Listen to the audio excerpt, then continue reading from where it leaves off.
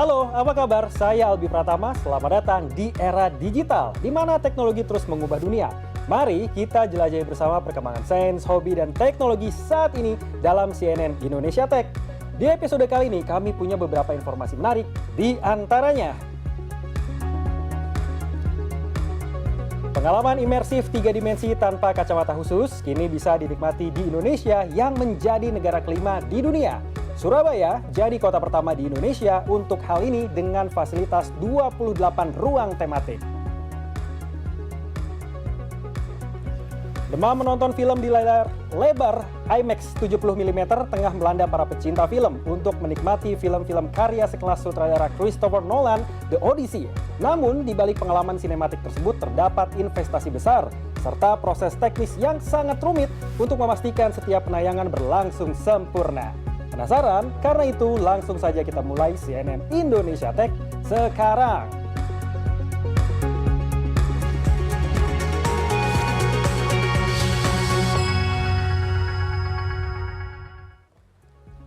Pengalaman imersif 3 dimensi tanpa kacamata khusus kini bisa dinikmati di Indonesia yang menjadi negara kelima untuk pengalaman ini. Surabaya jadi kota pertama di Indonesia dengan fasilitas 28 ruang tematik.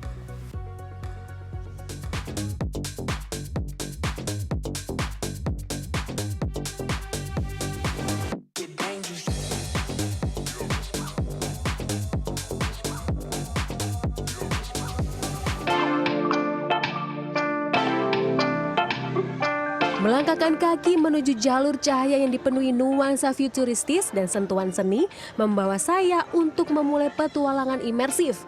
Perjalanan pertama mengajak saya naik kereta dengan cermin di kedua ujung yang memperpanjang kereta secara tak terhingga. Selanjutnya, cahaya neon yang tak terhitung di ruang penuh cermin membuat setiap sudut menjadi latar belakang foto yang menarik. Dari sini saya menuju ruang ajaib menjadi orang tanpa tubuh. Masuk ke dalam ruang ajaib yang dibentuk oleh cermin presisi dan saya akan berubah menjadi manusia tanpa tubuh.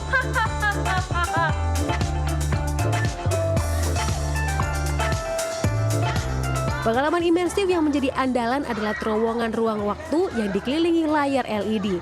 Ruang ini menjadi bagian dari 28 ruang tematik. Rasanya seperti saya berada di dalam laut, terus berinteraksi nih dengan para penghuni laut. Tapi agak-agak pusing ya kalau berada di tengah-tengah sini. Nah, saya mau nanya ke salah satu pengunjung yang dari tadi juga asik di sini seru-seruan. Halo, ini kalian aktivitasnya apa saja di sini? Foto-foto atau cuma lihat-lihat aja? Foto-foto sama juga lihat-lihat. Apa nih yang dirasain dengan suasana yang ada di terowongan LED ini? Agak pusing sih, tapi keren juga. Merasa kayak beneran di alam gitu. Oke, merasa beneran ya. Tadi pemandangan apa aja yang disaksikan di sini? Ada kayak dinosaurus, ada kayak lautan gitu. Di terowongan sepanjang 15 meter ini pengunjung bisa menikmati pengalaman imersif 720 derajat dan visual 3 dimensi tanpa kacamata khusus. Pengalaman imersif yang kekinian bisa dinikmati di Indonesia yang menjadi negara kelima di dunia dan Surabaya menjadi kota pertama di Indonesia. Lokasinya berada di salah satu pusat perbelanjaan di pusat kota. 那我们主管的话，主打就是现在大家看到的这个 LED 的隧道，它是720度的裸眼3D 效果。那我们的素材是不重复，有1个小时的播放的时长。大家如果有时间，可以坐在隧道里面慢慢去观看。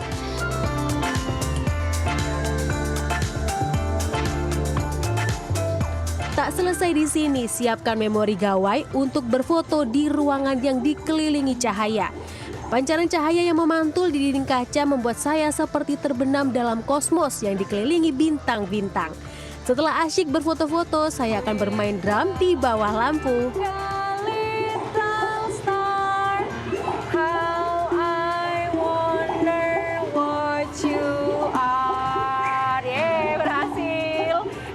Diketuk aja permukaannya sesuai dengan not. Bersamaan dengan diketuk, lampunya juga menyala. Menuju ruang tematik yang lain, saya pun masuk ke dalam dunia penuh pantulan. Dengan sedikit gerakan, saya melihat diri dalam cara yang tak pernah terbayangkan. Wah, saya seperti masuk dalam dunia penuh pantulan yang tak berujung. Setiap pose di sini menjadi karya seni yang memukau. Di dekat sini, anak-anak seru-seruan bermain bola dan melemparnya ke dinding. Sementara di sudut yang lain, anak-anak pun asyik mewarnai dinosaurus di kertas. Dinosaurus ini bisa bertransformasi dan bergerak di ruang digital setelah dipindai. Dipindai di sini, terus tekan tombolnya. Tadat! Muncul di layar. Wah, ini kayak beneran.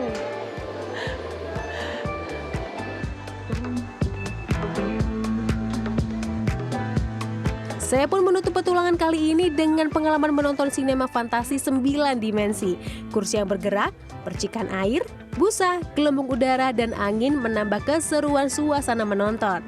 Jika ingin datang, pengunjung dikenai harga tiket masuk special grand opening. Untuk hari biasa mulai harga Rp218 sampai Rp350.000 per orang, sementara untuk akhir pekan sampai harga Rp380.000 per orang. Tiket ini berlaku seharian. Kanzata Marindora, Andreas Wicaksono, Surabaya, Jawa Timur. Perkembangan media sosial dan ekonomi digital terus melahirkan berbagai profesi baru. Salah satu yang kini tengah naik daun adalah profesi sebagai clipper konten. Berbekal gawai dan koneksi internet, tidak tanggung-tanggung, profesi baru ini disebut mampu menghasilkan pendapatan hingga puluhan juta rupiah per bulannya.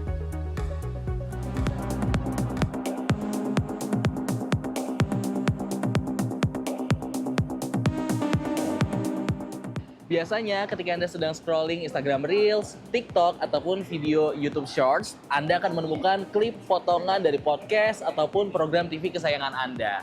Tahukah Anda, di balik video-video singkat tersebut, ternyata ada satu profesi yang mendulang jutaan rupiah setiap bulannya. Namanya adalah clipper. Mau tahu? Yuk kita bahas. Era digital mengubah cara masyarakat mengkonsumsi informasi secara radikal. Kebiasaan menonton format konten video pendek atau short form konten yang ada di media sosial kini menjadi tren utama dan strategi paling efektif dalam menarik atensi masyarakat. Pergeseran tren inilah yang melahirkan profesi baru, yaitu clipper. Sesuai namanya, tugas mereka pada dasarnya adalah mengkurasi dan memotong video berdurasi panjang seperti podcast, vlog, ataupun liputan media menjadi puluhan potongan video pendek. Tak terbatas syarat umur dan tak perlu mengirim CV. Modal utama untuk menjadi seorang clipper memang hanyalah segenggam smartphone serta koneksi internet. Namun tingginya potensi pendapatan berbanding lurus dengan ketatnya persaingan. Awal mulai saya bulan Ramadan tahun kemarin. Awal-awal sih nggak tahu, hobi aja, nggak klip video. Terus saya nggak ada nih buat media nyimpennya. Kan tahu sendiri kalau video pendek disimpan di HP cepat penuh. Nah, saya download TikTok tuh. Hobi-hobi aja. Saya potong-potong toto FYP. Ada brand-brand ngubungin, terus ada yang ngajak kerjasama YouTuber buat diklipin. 4 video 12 klipan ya hampir 4 juta sih. Seiring berjalannya waktu dan masifnya media sosial, pekerjaan yang awalnya hanya dilakukan secara individu atau freelance ini kini telah berkembang pesat menjadi sebuah industri yang terstruktur. Bahkan banyak klip yang beredar di media sosial yang berasal dari agensi dan agregator khusus clipper. Menjadi seorang clipper tidak bisa hanya sekedar memotong video. Clipper juga dituntut untuk memahami algoritma media sosial, teknik bercerita atau storytelling, merangkai teks copywriting yang menarik, hingga memahami psikologi audiens agar konten yang diklip mampu viral di 3 detik pertama. Maka anggapan bahwa clipper tak membutuhkan keahlian adalah salah besar. Salah banget sih, karena kalau misal kita nggak punya skill buat viralin satu video, menurut aku nggak bisa berkembang sih di dunia clipper. Jadi dia tuh pertama kunci satu itu dia harus tahu caranya videonya viral. Karena kalau misal nggak tahu, banyak kok orang yang misal buat video tapi videonya nggak viral juga. Ya berarti ya kuncinya dia harus tahu videonya bisa viral apa enggak. Buat sekarang mungkin kalau buat freelance itu masih di belasan. Cuma dari beberapa teman aku yang emang udah pada jago-jago itu tuh udah sampai ya 50-an juta. Ya. Itu jujur teman-teman dekat aku pribadi gitu. Udah segitu. Artinya bisa sama. Iya, achievable banget kalau misal kita seriusin. Selain bagi perusahaan atau agensi, kehadiran Clipper juga menjadi angin segar bagi para kreator konten maupun influencer. Bagi para kreator, mengalokasikan dana untuk menyewa jasa Clipper bukanlah sebuah beban biaya, melainkan investasi untuk mempromosikan konten mereka dengan cara yang lebih organik. Tidak terlalu signifikan langsung, cuman kelihatan growth-nya itu. Jadi ada setiap bulan tuh ada segini penaikan, ada segini kenaikan, dan setiap kita ngelihat dari statistiknya, viewers juga ada peningkatan. Gitu. Artinya nggak langsung pesat ya? Tidak langsung pesat, tapi itu justru yang kita sebenarnya kita cari gitu. Kita nggak mau terlalu langsung cepet gitu, karena kita takut kalau udah langsung cepet terlalu naik, nanti habis itu kita bingung mau ngapain di atasnya gitu. Walaupun menjanjikan pendapatan yang fantastis, rendahnya batas masuk menjadi seorang Clipper membuat persaingan menjadi sangat ketat. Selain itu, resiko pelanggaran hak cipta akibat asal mengambil konten bisa saja menjadi batu sandungan. Pemahaman etika dan literasi digital serta manajemen konten yang baik menjadi bekal bagi seorang Clipper agar dapat menghasilkan uang dengan konsisten. Bintang Fatan, Ferdanto Bimantoro, Jakarta. Banjir, panas ekstrim, dan masalah urbanisasi jadi tantangan yang kini dihadapi oleh kota Samarinda. Untuk membantu pemerintah membaca risiko lebih dini, IBM bersama Yayasan Kota Kita mengembangkan platform berbasis kecerdasan buatan atau AI yang diberi nama Sadar.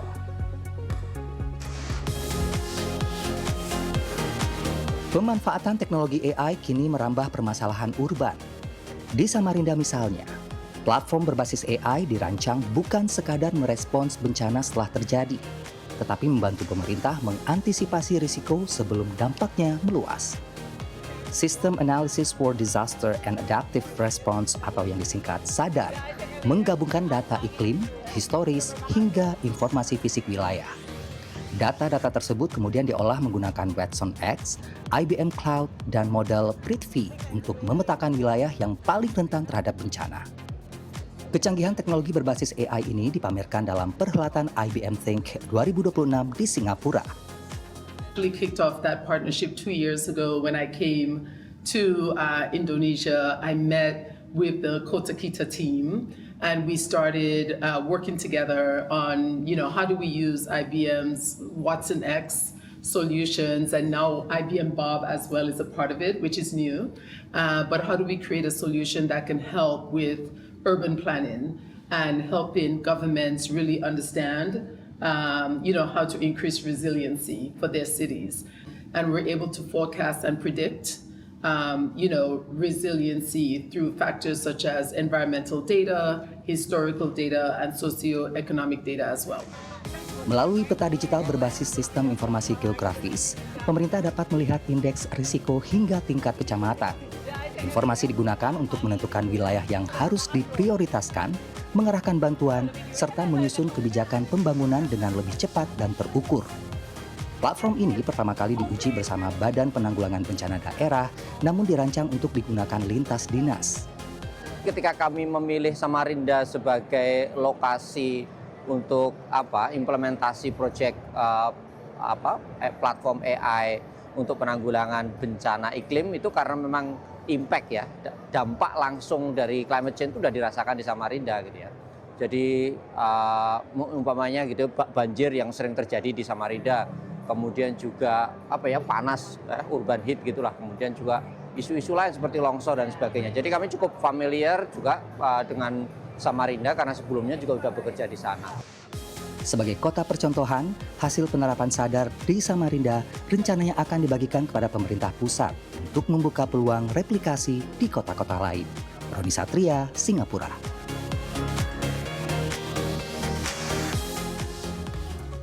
Upaya peningkatan keamanan maritim kini makin berfokus pada pengembangan alat utama sistem senjata otonom. Nantikan informasinya usai jeda berikut, tetaplah di CNN Indonesia Tech.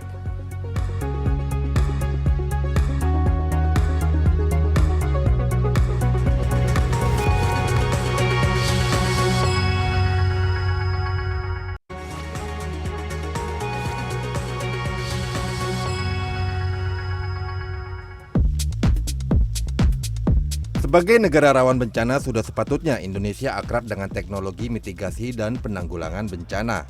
Karena itulah, untuk ketiga kalinya digelar pameran teknologi mitigasi dan penanggulangan bencana di Jakarta, yaitu Emergency Disaster Reduction and Rescue Expo. Dalam pameran ini, sebanyak lebih dari 80 perusahaan dalam negeri dan mancanegara memamerkan inovasi terbaru dalam penanggulangan bencana. Seperti misalnya sebuah perusahaan rintisan asal Cina ini.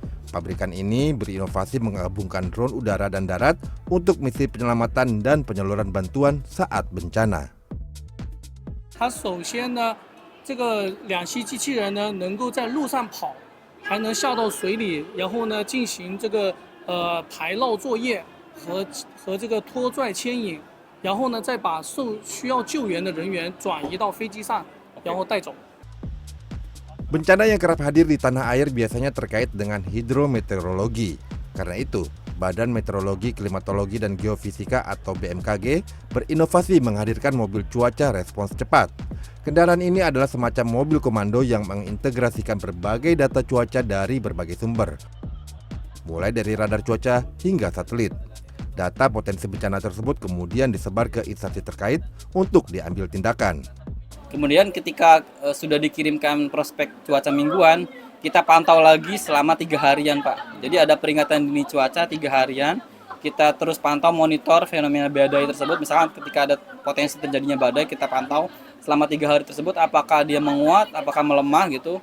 Setelah ada peringatan dini 3 harian, kita juga ada peringatan dini harian juga, Pak. Dan juga peringatan dini skala no casting. Skala no casting ini adalah kita peringatan cuaca skala 6 jam, Pak. Hanya saja seringkali masyarakat atau instansi lainnya kurang menanggapi peringatan dini yang sudah disebar. Saat bencana banjir bandang Aceh dan Sumut misalnya, peringatan dini terjadinya badai tropis tidak diantisipasi dengan baik sehingga menimbulkan korban jiwa cukup besar. Karena itu, selain peralatan yang canggih, kesadaran masyarakat menjadi kunci ketangguhan menghadapi bencana. Kita harus membangun budaya ketangguhan itu sampai ke level anak-anak, sampai ke level masyarakat yang ada di daerah-daerah yang rawan bencana. Nah itu dimulai dari apa? Dari kita membangun pengetahuan-pengetahuan, yang kemudian pengetahuan itu disampaikan pada mereka, dan mereka kemudian membiasakan, sehingga menjadi budaya tangguh. Setiap tahunnya terjadi hampir 5.000 bencana di Indonesia. Oleh karena itu, sistem dan teknologi deteksi bencana tidak akan bermanfaat jika tidak ada tindakan untuk melindungi masyarakat. Jangan sampai teknologi canggih hanya berhenti di ruang kendali. Ion Hermawan, Dwi Ari, Jakarta. Tren dan taktik perang terkini adalah penggunaan wahana tempur tanpa awak, baik di udara dan juga di laut. TNI Angkatan Laut juga sudah mulai beradaptasi dengan mengoperasikan wahana tempur tanpa awak ini, seperti yang terlihat pada latihan perang terintegrasi oleh TNI pada hari Rabu lalu. Ada yang menarik dalam latihan perang terintegrasi TNI di Dabo Singkep Rabu 5 Agustus lalu. Sebuah kapal mirip speedboat kecil melaju dari kapal perang TNI Angkatan Laut. Kapal tersebut melaju cepat dan bermanuver membelah lautan menuju sasaran. Kapal tersebut kemudian menubruk sasaran dan menimbulkan ledakan hebat. Itulah Unmanned Surface Vehicle atau USV atau drone laut terbaru TNI Angkatan Laut buatan BUMN Industri Pertahanan PT PAL. Menurut informasi dari PT PAL, drone laut ini memiliki kecepatan maksimum 55 knot dan berhulu ledak 150 kg. Kapal ini bahkan bisa dikendalikan secara otonomus menggunakan kecerdasan buatan. Selain drone laut, TNI Angkatan Laut juga memamerkan drone kamikaze udara. Drone bernama AKM KI-50 ini mampu mengudara selama 40 menit dan menjangkau sasaran sejauh 50 km. Drone ini diluncurkan dari kapal perang untuk menghantam sasaran di laut maupun di daratan. Yang menarik dari latihan kali ini adalah skenario perang non-kinetik dan asimetris, yaitu simulasi perang siber serta pelibatan drone udara dan laut untuk menghancurkan sasaran musuh. Dengan demikian, TNI pun sudah beradaptasi dengan strategi dan taktik peperangan terbaru. Sesuai dengan tren dan strategi perang terkini, TNI Angkatan Laut juga mulai mengadopsi berbagai persenjataan tanpa awak. Persenjataan ini dinilai efektif, murah, dan cocok untuk mengamankan selat-selat strategis di lautan Nusantara. Kita mempunyai unmanned survival vehicle yang kata pergaulannya disebut pesawat kamikaze. Dan ini akan kita operasionalkan di lapangan. Teknologi wahana tempur tanpa awak ini juga semakin dikuasai anak bangsa. Karena itu, sebaiknya peralatan tempur semacam ini dibeli dari dalam negeri. Kalau hemat saya yang harus digarisbawahi, alutsista kita juga harus sebanyak-banyaknya menggunakan industri pertahanan kita. Ini kan juga jadi lapangan kerja, menggerakkan ekonomi. Sebelumnya pada Oktober tahun lalu, TNI Angkatan Laut bersama Kementerian Pertahanan dan PT PAL juga menguji kapal selam tanpa awak atau KSOT. Dengan demikian, TNI Angkatan Laut kini telah mengoperasikan wahana tempur tanpa awak di bawah permukaan laut, di permukaan laut, dan di udara. Iwan Hermawan, Dwi Ari, Dabo Singkep, Kepulauan Riau. Demam menonton film di layar IMAX 70 mm tengah melanda para pecinta film. Namun, di balik pengalaman sinematik tersebut terdapat investasi besar serta proses teknis yang sangat rumit untuk memastikan setiap penayangan berlangsung sempurna. Nantikan informasinya usai jeda berikut, tetaplah di CNN Indonesia Tech.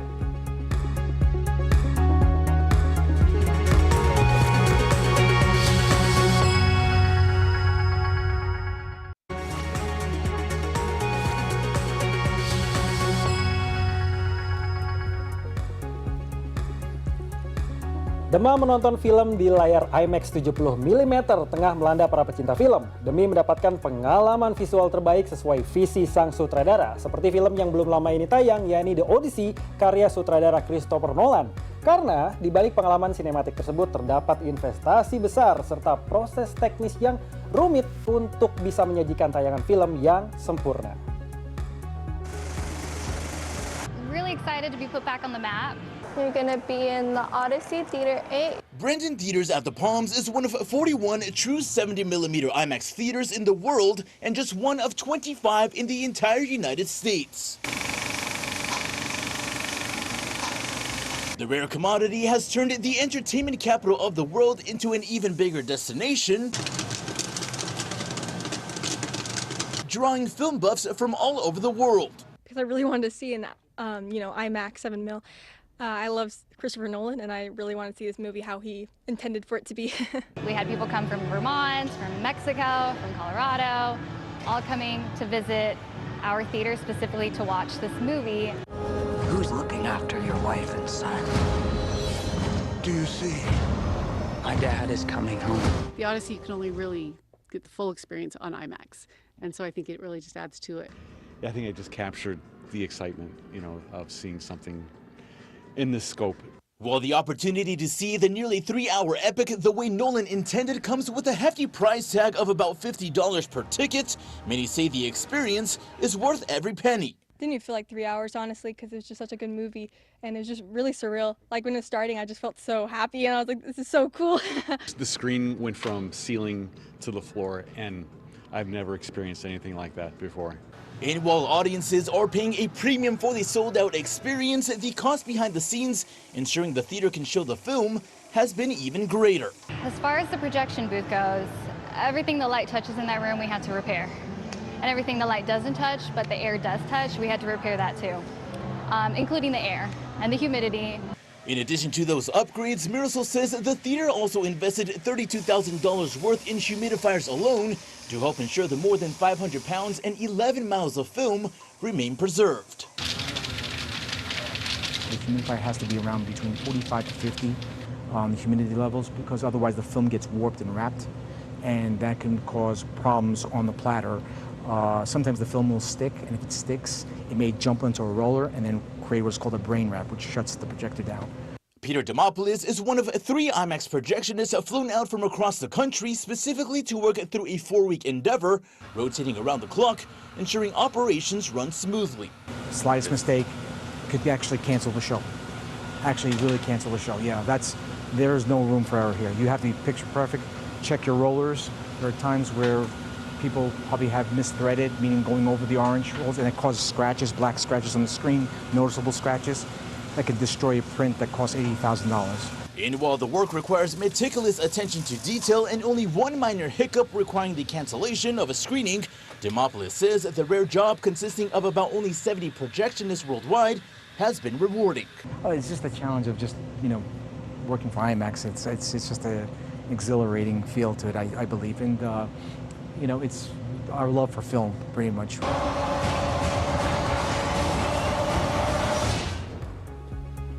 Dan informasi tersebut menutup CNN Indonesia Tech kali ini. Saya Albi Pratama, pamit undur diri. Sampai jumpa minggu depan. CNN Indonesia menghubungkan Anda dengan inovasi terbaru.